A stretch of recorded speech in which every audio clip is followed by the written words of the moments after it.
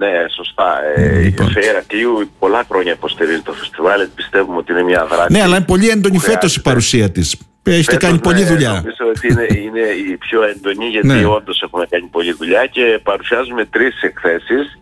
Η μία βρίσκεται στην περιοχή του Λάκου και έχει θέμα το μετατοπείο, και όταν λέμε μετατοπείο εννοούμε ουσιαστικά πως ο άνθρωπος επιλέγει, γιατί θεωρούμε την επιλογή μας να μεταχειρίζεται το φυσικό τοπίο γύρω του, και αυτό δεν είναι θετικός ο τρόπος που μεταχειρίζεται, είτε κάνοντας κατασκευές σε σημεία που δεν έπρεπε, είτε μη σεβόμενος καθόλου το φυσικό περιβάλλον. Οπότε η έκθεση είναι καυστική και έτσι λίγο να εκμυριώσει με εικόνες ότι δεν σεβόμαστε καθόλου το πλανήτη μας πλέον.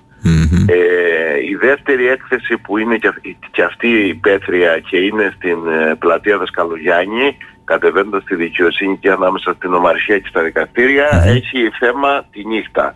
Εκεί είναι ένα πολύ πιο βατό θέμα, γιατί οι εικόνες μιλάνε για την ομορφιά και τη δύναμη της νύχτας, με φυσικά τοπία, με αστικό τοπίο, όλα νυχτερινά, με πολύ ιδιαίτερες εικόνες νομίζω. Ναι, αυτό τεχνικά θα τα έλεγε και πιο δύσκολο για τους φωτογράφους, φαντάζομαι, ή όχι? Ναι, χρειάζεται κάποιες γνώσεις ιδιαίτερες, γιατί οπωσδήποτε φανταστείτε υπάρχει εικόνα μέσα στην έκθεση που έχει τραβηχτεί για 5 συνεχόμενα λεπτά. Και στα 5 λεπτά που η φωτογραφική μηχανή καταγράφει αυτό που βλέπει, εκείνη τη στιγμή με διάφορα φωτιστικά, είτε φακούς είτε οτιδήποτε, φωτίζεις κάποια σημεία του περιβάλλοντος που θες να ξεπροβάλλουν. Οπότε ναι, χρειάζεται κάποιες ιδιαίτερες τεχνικές γνώσεις. Ναι.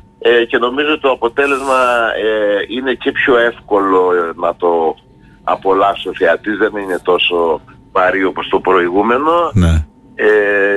Και η τρίτη έκθεση είναι στο χώρο μας, στα γραφεία στην αίθουσα τέχνης της ΕΦΕΣ του Κόσμο Φόρ στο νούμερο 20, που έχει θέμα το ανθρώπινο σώμα.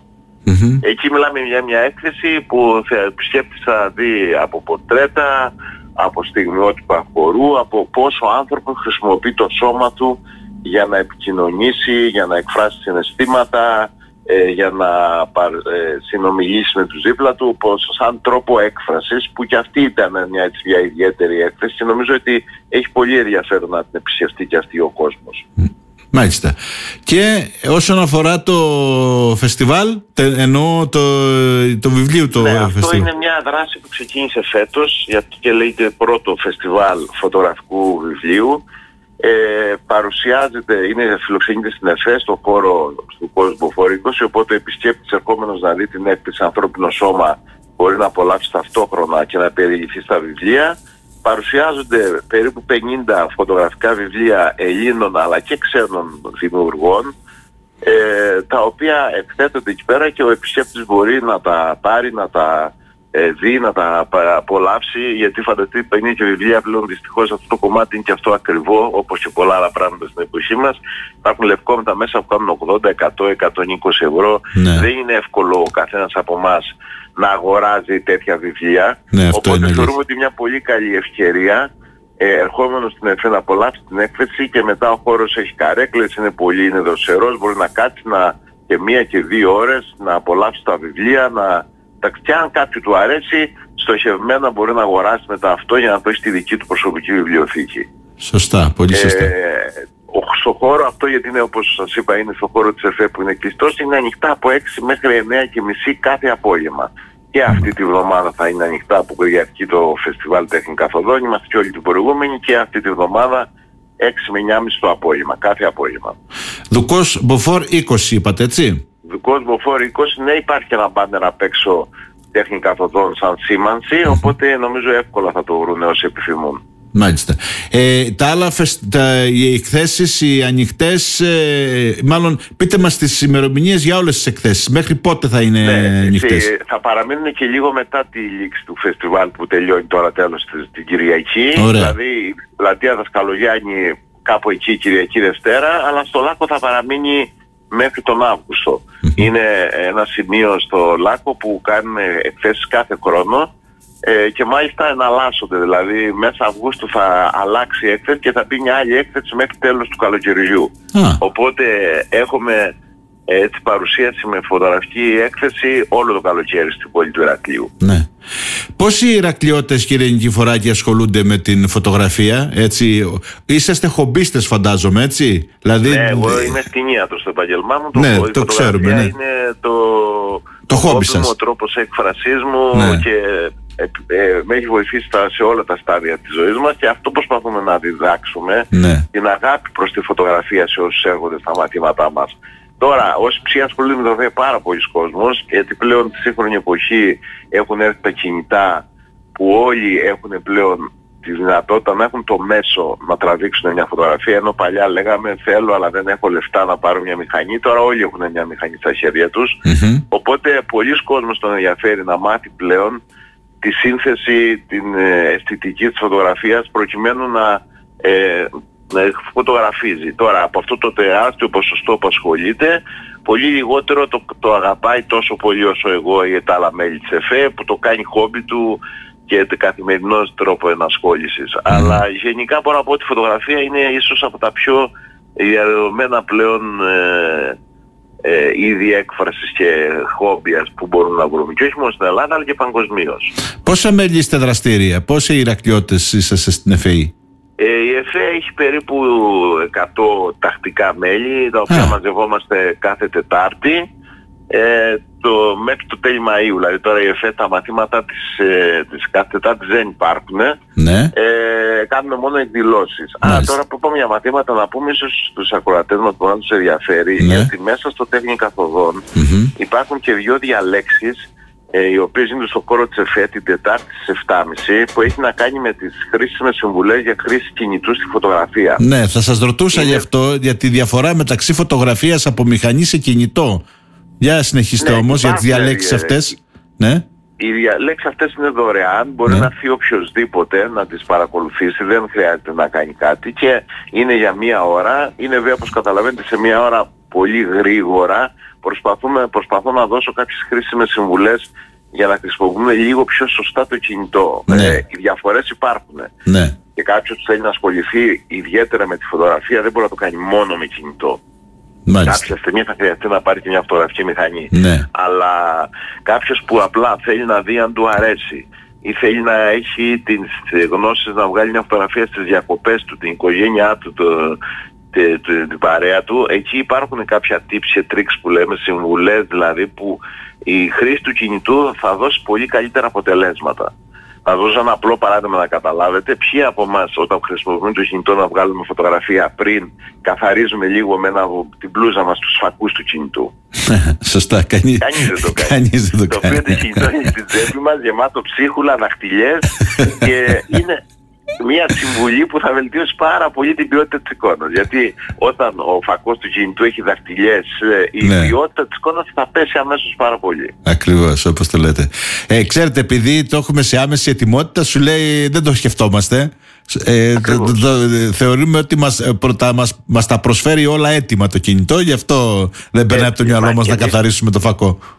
Ακριβώς, αλλά τέτοιες συμβουλές τώρα, γιατί και εμείς χρησιμοποιούμε το κινητό, ενώ εμείς που ασχολούμαστε πιο σοβαρά με τη φωτογραφία, και εμείς κάποιες στιγμές το χρησιμοποιούμε. Οπότε αυτές τις συμβουλές θα μας κάνουν να βελτιώσουμε, γιατί είναι ένα σημαντικό εργαλείο το κινητό. Οπότε το έχουμε όλοι στις τσέπες μας, όπως είπατε, το έχουμε πληρώσει. Έχει συνήθως τις περισσότεροι που έχουμε κινητά που έχουν πολύ δυνατές, πολύ καλές ικανότητες στη φωτογραφία. Οπότε με κάποιες συμβουλές νομίζω ότι ο χρήστης θα μπορέσει να το χρησιμοποιήσει πιο δημιουργικά και καλύτερα. Μπορεί οποιοσδήποτε να ασχοληθεί με τη φωτογραφία ή πρέπει να έχει ταλέντο που λέμε, όπως και στις άλλες τέχνες, κύριε Νικηφοράκη? Όχι, μπορεί οποιοσδήποτε να ασχοληθεί. Από εκεί πέρα τώρα, για να φτάσεις σε ψηλά επίπεδα, θα πρέπει μετά να το κάνεις και λίγο πρωταθλητισμό. Δηλαδή όλοι μπορούν να ασχοληθούν, να αποκτήσουν τις βασικές γνώσεις σύνθεσης, αισθητικής, να αρχίζουν να βγάζουν φωτογραφία. Από εκεί και πέρα, αν αυτός ο τρόπος έκφρασης σου ταιριάζει, γιατί σε κάποιους ταιριάζει να γράφουν ή να γράφουν μαντινάδες, ή σε κάποιους μας αρέσει να εκφραζόμαστε μέσω της εικόνας. Αν σου αρέσει και εκεί γνωρίζοντας τον εαυτό σου, μπορεί να ανακαλύψεις ότι έχεις λίγο έμφυτο το μάτι, αυτό που λέμε, δηλαδή την ικανότητα ο εγκέφαλος και το μάτι σου πολύ γρήγορα να ευθυγραμμίζονται και να σου δίνουν εικόνες που δεν διδάσκεται αυτό. Οπότε ξεκινώντας μπορούν όλοι. Από εκεί πέρα, από ένα σημείο και μετά, για να κάνεις εικόνες που θα μιλήσουν πιο πολύ στους θεατές, θα μπορέσει να επικοινωνήσει, εκεί πρέπει να έχει και κάτι. Τώρα δεν ξέρω αν θα το έλεγα ταλέντο, ένστικτο, διαίσθηση, το οποίο αυτό ναι, δεν το διαθέτουν όλοι. Αλλά είναι νομίζω στο επόμενο επίπεδο. Ξεκινώντας, νομίζω ότι πλέον όλοι πρέπει να ξέρουν να βγάζουν μια φωτογραφία, ακόμα και σαν εργαλείο στη δουλειά. Δηλαδή, ενώ ένας επιστήμονας θα κάνει μια δημοσίευση, ένα συνέδριο, θέλει να δείξει 10 εικόνες, στην παρουσίαση πρέπει να ξέρει πώς να είναι καλές εικόνες, μην είναι κουνημένες, θαπές, άσπρες, μαύρες. Ένας αρχιτέκτονας, ένας μηχανικός θέλει να καταγράψει τη δουλειά του. Ένας κτηνίατρος θέλει να καταγράψει ένα χειρουργείο. Πέρα το καθαρά ταξιδιωτικό και αναμνηστικό που όλοι χρειαζόμαστε στη ζωή μας. Οπότε θεωρώ ότι είναι χρήσιμο να ξέρουμε να κάνουμε σε πρώτη φάση σωστές εικόνες. Μάλιστα. Ποια είναι η διαφορά μεταξύ της φωτογραφίας από κάμερα και της φωτογραφίας από κινητού? Ποιες είναι οι διαφορές τους? Και στο να την τραβήξεις και στο να αποδώσει. Στο να την τραβήξεις είναι πολύ πιο εύκολο. Το κινητό τα κάνει όλα αυτόματα. Ναι. Έχει πολύ καλό μέσα software, το οποίο αντιδράει πάρα πολύ καλά και προβλέπει πάρα πολλά πράγματα, ειδικά τώρα με την τεχνητή νοημοσύνη. Αυτά αρχίζονται πλέον και γίνονται ακόμα πιο εύκολα. Τώρα, η μεγάλη διαφορά που αυτή τη στιγμή σας είπα ότι δεν γίνεται ένας που ασχολείται με φωτογραφία να μην έχει μια φωτογραφική μηχανή, είναι στην ποιότητα και στην απόδοση. Δηλαδή, το κινητό μας έχει ένα μικρό φακό στο μέγεθος του νησιού. Η φωτογραφική μηχανή έχει ένα φακό που είναι αρκετά εκατοστά διάμετρο. Πολύ μεγαλύτερος. Ακριβώς. Αυτή έχει διαφορετική ικανότητα ευκρίνειας, διακριτική ικανότητα στο να καταγράψει το φως. Αυτό είναι μεγάλη διαφορά. Η δεύτερη μεγάλη διαφορά είναι ο αισθητήρας. Ο αισθητήρας του κινητού μας πάλι είναι πάρα πολύ μικρός, ενώ ο αισθητήρας της φωτογραφικής μηχανής που καταγράφουν την εικόνα ουσιαστικά και το φως είναι πολύ πιο μεγάλος. Άρα οι ικανότητες τους εκεί διαφέρουν. Τώρα, αυτές οι διαφορές είναι σημαντικές, αλλά θα τις δει κάποιος που ασχολείται και θέλει να κάνει αύριο και μεθαύριο εκτυπώσεις μεγάλες για να κάνει μια έκθεση, να βγάλει ένα βιβλίο ή δεν είναι εύκολο ορατές στην οθόνη του υπολογιστή μας ή πολύ περισσότερο στην οθόνη του κινητού. Επίσης δεν έχει το κινητό τη δυνατότητα χειροκίνητων λειτουργιών πάρα πολλών. Έχουν βάλει τώρα πλέον τα κινητά χειροκίνητες λειτουργίες, αλλά δεν έχεις αυτή τη δυνατότητα που έχεις με τη φωτογραφική μηχανή να επιλέξεις τα πάντα και να βάλεις τη μηχανή να υπακούσει ακριβώς την επιθυμία σου. Το κινητό είναι κάτι ημιαυτόματο στην καλύτερη των περιπτώσεων. Οπότε υπάρχουν οι διαφορές. Που αν τις ξέρει ο χρήστης και ξέρει πώς να τις λειτουργήσει, μπορεί να κάνει υπέρ του ακόμα και τα μειονεκτήματα. Ναι. Και υποθέτω ότι τα κινητά, όσο και να τελειοποιηθούν όσον αφορά μια φωτογραφία καλλιτεχνική ενδεχομένως ή πολύ δυνατή, δεν θα μπορέσουν να την βγάλουν. Δεν ξέρω αν μπορούν να φτάσουν, ας πούμε, την τεχνική τελειοποίηση μιας κάμερας τα κινητά. Όχι. Τώρα αρχίζουν να μην πω για συγκεκριμένες εταιρείες κινητών που αρχίζουν και μεγαλώνουν τις κάμερες μπροστά το φακό για να αυξήσουν να έχουν ποιότητα. Υπάρχει τώρα μάρκα κινητού που έχει αυξήσει το μέγεθος του αισθητήρα που σας είπα. Προσπαθώντας να φτάσουμε σε μια εποχή που δεν θα υπάρχουν compact φωτογραφικές μηχανές. Δηλαδή οι χρήστες, οι μέση χρήστες θα είναι απόλυτα ικανοποιημένοι με τα κινητά. Τώρα οι πιο προχωρημένοι και θα έχουμε πάντα τις μηχανές, αλλά σίγουρα θεωρώ τα επόμενα χρόνια θα έχουμε μεγάλη βελτίωση στην ποιότητα αυτών και πλέον αν δείτε τις ναυαρχίδες των εταιριών, η μεγάλη κότερα τους είναι πλέον στη φωτογραφική μηχανή. Κάποτε ήταν στο μέγεθος, κάποτε ήταν στην οθόνη, τώρα αυτά τελειώσανε, οπότε ξαναγυρίσαμε την κότερα της φωτογραφικής μηχανής στα μεγαπίξελ, που είναι λίγο fake όλο αυτό, δηλαδή δεν σημαίνει πολλά μεγαπίξελ καλή φωτογραφική μηχανή. Είναι ένα τρίκ που μας είναι ένας μύθος. Είναι ένας μύθος ακριβώς. Δηλαδή μπορεί να έχω ένα κινητό με 12 μεγαπίξελ και να βγάζει καλύτερη φωτογραφία από το δικό σας με 200 μεγαπίξελ. Αυτό είναι ένα fake αλλά θέλει λίγο χρόνο να εξηγηθεί. Τέλος πάντων, αλλά υπάρχει μια κόντρα των εταιριών, καλύτερη φακή, μεγαλύτερη αισθητήρας, καλύτερη φωτογραφία εγώ, καλύτερο βίντεο εσύ. Και όλο αυτό τελικά θα ωφελήσει τον καταναλωτή. Γιατί η τεχνολογία που μπαίνει, και ειδικά τώρα σας είπαμε την τεχνητή νοημοσύνη, τα πράγματα στη φωτογραφία έχουν επηρεαστεί πάρα πολύ. Πάρα πολύ. Άρα λοιπόν το κινητό μπορεί να είναι κάλλιστα ένα μέσο διάδοσης της τέχνης της φωτογραφίας, όμως το καλύτερο αποτέλεσμα σίγουρα, εάν είσαι σε κάποιο επίπεδο, όπως είπατε και εσείς προηγουμένως, έχεις περάσει στο επόμενο επίπεδο, το αποτέλεσμα είναι καλύτερο με την κάμερα ή με την φωτογραφική μηχανή. Λόγω τεχνικών θεμάτων. Ναι, λόγω τεχνικών θεμάτων. Το κινητό για μένα, επειδή η φωτογραφία που σας είπα είναι έκφραση και να βγάζεις μια εικόνα να συγκινήσεις, δεν έχει σημασία με τι το έχεις τραβήξει. Δηλαδή, αν δείτε εσείς μια εικόνα που σας συγκινήσει, δεν θα σκεφτείτε αν αυτή είναι φωτογραφμένη με κινητό, η φωτογραφική μηχανή που κάνει 200 ευρώ, η φωτογραφική μηχανή που κάνει 5.000 ευρώ. Δεν σας ενδιαφέρει. Ναι. Άρα το μέσο το χρησιμοποιεί ο φωτογράφος κάθε φορά για να ικανοποιήσει αυτό που θέλει να βγάλει. Υπάρχουν περιπτώσεις που θα επιλέξω, παρόλο που έχω φωτογραφικές μηχανές στο κινητό μου, γιατί είναι παραδείγματος πιο εύκολο στον δρόμο. Ναι. Δεν θα σου πει κανείς τίποτα γιατί φωτογραφίζεις στον δρόμο με ένα κινητό. Και εσείς να σας φωτογραφίσετε με κινητό, προφανώς δεν θα του πείτε τίποτα. Αν σας φωτογραφίσω εγώ στον δρόμο με μια φωτογραφική μηχανή, θα με ρωτήσετε. Ναι, βέβαια. Γιατί τη βγάλεις, θα υποψιαστώ. Ναι, έχετε δίκιο. Είναι η σημειολογία του μέσου είναι αυτή. Ακριβώς. Άρα υπάρχει περίπτωση να χρησιμοποιήσω το κινητό επειδή θέλω συνειδητά να χρησιμοποιήσω τα πλεονεκτήματα που μου δίνει έναντι της φωτογραφικής μου μηχανής. Μάλιστα. Είμαι πιο αόρατος. Ναι, είμαι πιο διακριτικός. Ακριβώς. Κάποιες άλλες περιπτώσεις, αν θέλω να σας κάνω ένα πορτρέτο και θέλω την απόλυτη ευκρίνεια, να φαίνεται πάρα πολύ καλά οι λεπτομέρειες του προσώπου σας, οι τρίχες, εκεί δεν μπορεί να ικανοποιήσει το κινητό λόγω τεχνικών θεμάτων, θα πάρω τη φωτογραφική μηχανή. Άρα ο κόσμος που σνομπάρει τα κινητά στη φωτογραφία είναι λάθος. Είναι ένα πολύ καλό μέσο, αρκεί να ξέρουμε να το χρησιμοποιούμε σωστά, θα μας δώσει ενδιαφέρον εικόνες, το ίδιο καλές. Τώρα, στην τεχνική, αναλόγως όπως σας είπα, τι θέλει ο καθένας. Ακριβώς. Και κάτι τελευταίο θέλω να σας ρωτήσω, κύριε Νικηφοράκη. Ποια είναι η θέση του φιλμ σήμερα σε εσάς τους φωτογράφους? Μιλήσαμε για ψηφιακό κόσμο, ας μιλήσουμε για τον κλασικό λίγο. Κοιτάξτε τώρα, αυτό υπήρξε κάποια χρόνια, λίγο χρόνια πριν, που πήγε να κάνει ένα comeback που λέμε, μέσα στη λογική του vintage που επανέρχεται κτλ. Δεν νομίζω ότι υπάρχουν πλέον φιλμ, δύσκολα όμως να τα βρεις, να τα αγοράσεις κτλ. Δεν νομίζω ότι θα επανέλθει, γιατί καταρχήν είναι μια διαδικασία πάρα πολύ ακριβή. Ναι. Πλέον είναι μια διαδικασία δύσκολη που παλιά τυπώναμε μόνοι μας ασφαλώς. Ναι. Εγώ τον πατέρα μου είχαμε σκοτεινό θάλαμα, τώρα κανείς δεν έχει, άρα πρέπει να τα στείλεις, άρα κοστίζει. Ναι. Και εκτός αυτού τα χημικά που χρησιμοποιούνται είναι και καρκινογόνα και για το περιβάλλον και για τον χρήστη. Είναι ανθυγιεινά, και αν δείτε και ναι, βέβαια.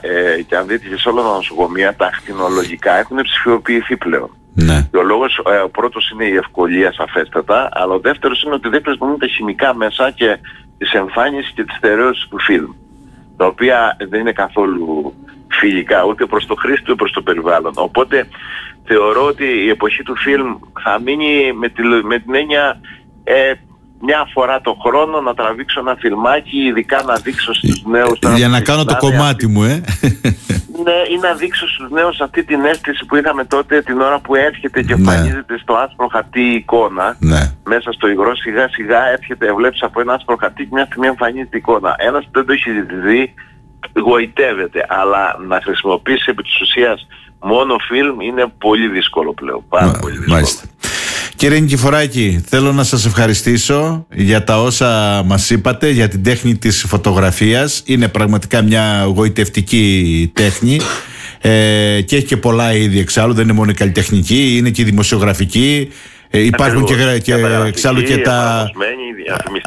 Ακριβώς, έχει πολλά είδη, οπότε αν κάποιος θέλει να ασχοληθεί, έχει πεδίο να ασχοληθεί. Μην ξεχνάμε και ότι η δημοσιογραφική, και μιλάμε σε δημοσιογραφική εκπομπή, συνομιλούμε,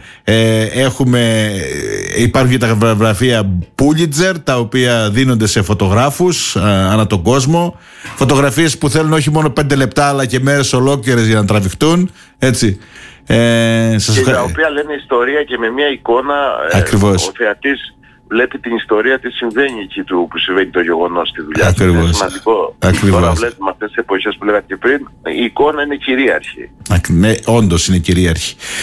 Να σας ευχαριστήσω πολύ για άλλη μια φορά. Να είστε καλά και καλή συνέχεια στη μέρα σας. Να είστε καλά. Ευχαριστούμε, να είστε καλά.